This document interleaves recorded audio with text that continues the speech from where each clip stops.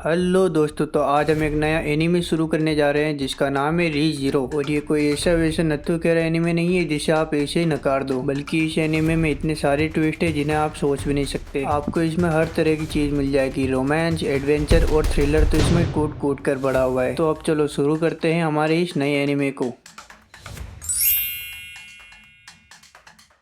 इस कहानी की शुरुआत में हम हमारे मेन कैरेक्टर को देखते हैं जिसका नाम सुबारू होता है। वो सुपरमार्केट से खाना लेकर सड़क के किनारे पर खड़ा हो जाता है और रोड के दोनों तरफ देखता है। तभी उसकी आंखों में कुछ चला जाता है और वो उसे निकालने के लिए अपनी दोनों आंखें बंद कर लेता है। पर जैसे ही वो अपनी आंखें खोलता है तो वो एक अनदर वर्ल्ड में रिकारनेट हो जाता है। और ये बंदा बहुत ज्यादा गेम्स खेलता है और थोड़ा फैंटेसी टाइप है, तो ये उसी वक्त समझ जाता है कि जरूर उसे किसी ने इस वर्ल्ड में मदद के लिए बुलाया है। वो अपने चारों ओर डेमी ह्यूमन को देखता है और ऐसा लगता है कि वो इस वर्ल्ड में आकर बहुत ज्यादा खुश है। पर सोचता है कि लगता है ये एक मैजिकल दुनिया है और मुझ में भी बहुत सारा मैजिक छुपा होगा। अब ये इधर उधर नल्ले की तरफ घूमने लगता है। तभी वह देखता है कि एक लड़की को एक गाड़ी वाला टक्कर मारने वाला है। तो वह कहता है कि अब देखो तुम सब मेरा कमाल कर दूंगा जादू से, धोती फाड़ के रुमाल, और अपने जादू से उस लड़की को बचाने की कोशिश करता है। पर घंटा कुछ नहीं होता, उस लड़की को कोई और बचा लेता है। अब सुबारू फिर से नल्ले की तरफ घूमने लगता है। तभी वह एक सेव की शॉप के पास जाता है। वहाँ पर वो उन अंकल से एक सेब मांगता है और बदले में उसकी दुनिया के पैसे देने लगता है, पर इसका कोई फायदा नहीं होता और वह दुकानदार सुबारू को नल्ला बेरोजगार कहकर वहाँ से भगा देता है। अब इधर सुबारू ख्याली पुलाव पकाने लगता है। जरूर किसी सुंदर लड़की ने मुझे यहाँ पर रिकारनेट किया होगा, अब मुझे उसे ढूंढना चाहिए। और ढूंढते ढूंढते वो इतने थप्पड़ खाता है किसी ने सोची नहीं होगी।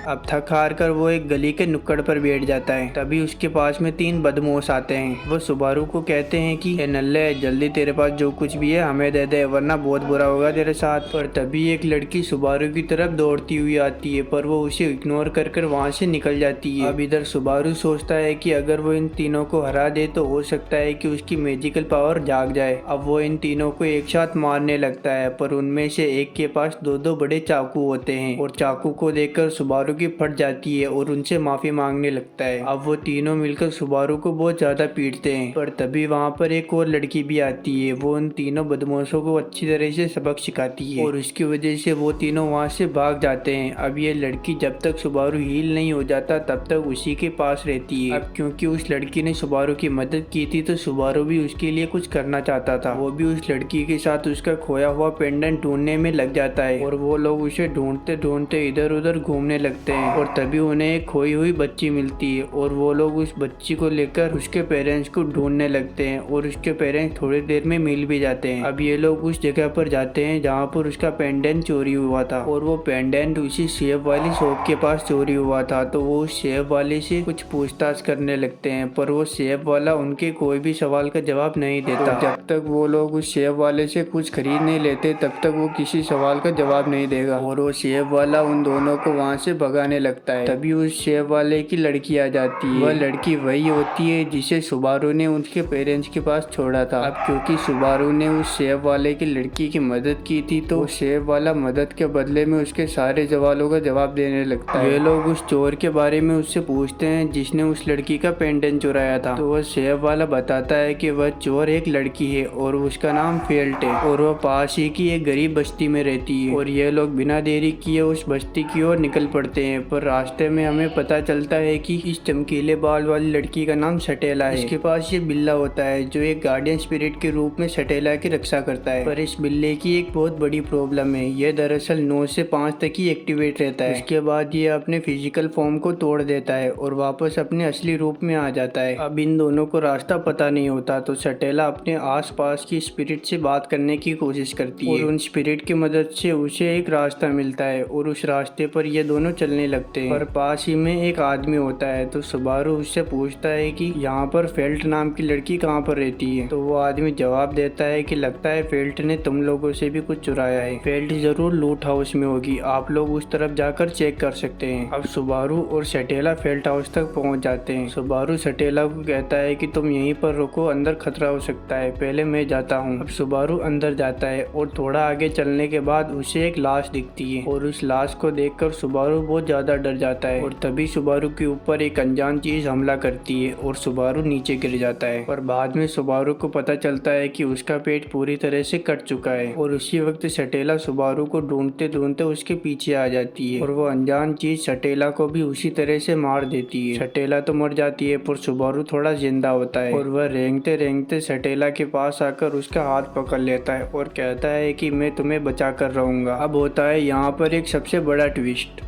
सुबारू वापस जिंदा होकर उस सेब वाले अंकल के पास पहुंच जाता है। अब सुबारू के पास पैसे नहीं थे तो वो सेब वाला अंकल उसे वापस वहां से भगा देता है। अब इधर सुबारू के साथ सारी चीजें वापस रिपीट होने लगती है। वो सोचता है कि आखिर ये क्या हो रहा है और वो अपने पेट के घाव को भी देखता है जो बिल्कुल ठीक होता है। तभी उसे स्टेला की याद आती है जो उस लूट हाउस में मरी हुई थी। वो जल्दी से दौड़ता हुआ लूट हाउस की ओर जाता है पर रास्ते में ये 3 जोकर उसे वापस मिल जाते हैं। पर इस बार सुबारू इन तीनों को एक एक मुक्के में ढेर कर वहां से निकल जाता है। वह शाम होने से पहले ही लूट हाउस में पहुंच जाता है। उस लूट हाउस में से एक आदमी बाहर निकलता है जिसको सुबारू ने मरा हुआ देखा था। उसे देखकर सुबारू काफी हैरान हो जाता है। अब अंदर आकर वो उन अंकल से सटेला के पेंडेंट के बारे में पूछता है। वह अंकल कहता है कि फेल्ट अभी थोड़ी देर में आने ही वाली होगी और हो सकता है वो पेंडेंट उसी के पास हो, पर वो पेंडेंट तुम्हें खरीदना पड़ेगा। और उसके लिए सुबारू मान जाता है और उन अंकल को टिप के लिए वो चिप्स खाने के लिए देता है। वो चिप्स अंकल को बहुत पसंद आते हैं। तभी वहाँ पर फेल्ट आ जाती है। सुबारू उससे वो पेंडेंट खरीदने की बात करता है तो फेल्ट उसे कहती है कि देखो जल्दी वो औरत आने वाली है जिसको ये पेंडेंट चाहिए। अगर तुम मुझसे ज्यादा पैसे देने के लिए तैयार हो तो ये पेंडेंट मैं तुम्हें दे दूंगी। और यह सुनकर सुबारू मान जाता है और थोड़ी देर बाद वह लड़की भी आ जाती है जिसको वह पेंडेंट चाहिए था। अब सुबारू और इस लड़की के बीच में बोली लगाई जाती है जिसमें सुबारू जीत जाता है। अब क्योंकि सुबारू कंगाल था तो वो अपना फोन बेचने के लिए तैयार हो जाता है। फेल्ट सुबारू को कहती है कि अब ये पेंडेंट तुम्हारा हुआ। तभी वो औरत सुबारू से कहती है कि तुम आखिर इस पेंडेंट का करोगी क्या। तो सुबारू कहता है कि मैं इस पेंडेंट को इसके असली ओनर तक पहुंचाना चाहता हूं। और यह सुनते ही इस औरत का दिमाग खराब हो जाता है और वो सुबारू के ऊपर हमला कर देती है पर फेल्ट उसे बचा लेती है। अब दादाजी उस औरत का मुकाबला करने लगते हैं पर वो औरत बहुत ही चालाक और ताकतवर होती है और वो उन अंकल को एक बार में ही ढेर कर देती है। और अपने दादाजी को इसे मरता हुआ देखकर फेल्ट अपने आप को कंट्रोल नहीं कर पाती। फेल्ट अपनी सुपर स्पीड का इस्तेमाल करती है पर कोई फायदा नहीं होता। वो औरत फेल्ट को बीच में से काट देती है। अब इन दोनों को मरता हुआ देखकर सुबारू उस औरत के ऊपर हमला करता है पर वो औरत बड़ी आसानी से ही एक बार में सुबारू का पेट फाड़ देती है। अब सुबारू मौत की कगार पर खड़ा होता है और वो धीरे धीरे धीरे करते हुए मर जाता है। पर तभी वो वापस जिंदा होकर उसी पॉइंट पर उस सेब वाले के पास पहुंच जाता है। अब इधर सुबारू को कुछ समझ में नहीं आता और वो बेहोश होकर वहीं पर गिर जाता है। वो सेब वाला उसे उठाकर सीढ़ियों पर बिठाता है और सुबारू को एक सेब और पानी देता है। वह कहता है इनके पैसे देने की कोई जरूरत नहीं। तभी सुबारू उस सेब वाले के पीछे सटेला को देखता है। सुबारू जल्दी से दौड़ता हुआ सटेला के पास जाता है और उसे जोर से सटेला बुलाता है पर वो कहती है कि मुझे इस नाम से मत बुलाओ क्योंकि यह एक विच का नाम है, क्योंकि विच एक खतरनाक खूनी चुड़ैल का नाम है।